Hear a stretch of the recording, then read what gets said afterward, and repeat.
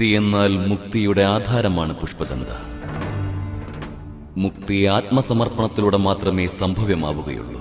ആത്മസമർപ്പണത്തിന് ആവശ്യം പുഷ്പങ്ങളല്ല, സ്വർണവുമല്ല, ആഭരണങ്ങളുമല്ല,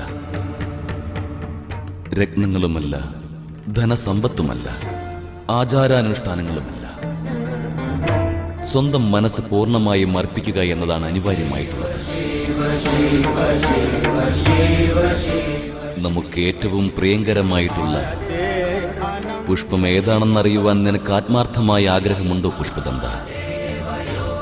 ഇന്ദ്രിയങ്ങളിൽ ഓരോന്നിലുമുള്ള നിയന്ത്രണം, ദയ, ശാന്തത, തപസ്യ, ക്ഷമ, ശ്രദ്ധയും സത്യവും. ഈ പുഷ്പങ്ങൾ അർപ്പിച്ചുകൊണ്ട് നമ്മെ മനസ്സ് ആരാധിക്കുകയാണെങ്കിൽ നാം നിശ്ചയമായും പ്രസന്നനാകുന്നതായിരിക്കും. ഭക്തിയിൽ ഭവ്യതയുടെ ആവശ്യകതയില്ല പുഷ്പഗന്ധ. ലാളിത്യമാണ് ഏറെ ആവശ്യമായിട്ടുള്ളത്. ഭക്തി എപ്പോഴാണ് മോഹമായി പരിവർത്തനപ്പെടുക എന്നുള്ളത് ഭൂരിഭാഗം വ്യക്തികൾക്കും തിരിച്ചറിയുവാൻ കഠിനകരമാണെന്നറിയുക. ഈ അവസ്ഥയിൽ മാർഗത്തിൽ പിഴവ് സംഭവിക്കുന്നത് സ്വാഭാവികമായിരിക്കും.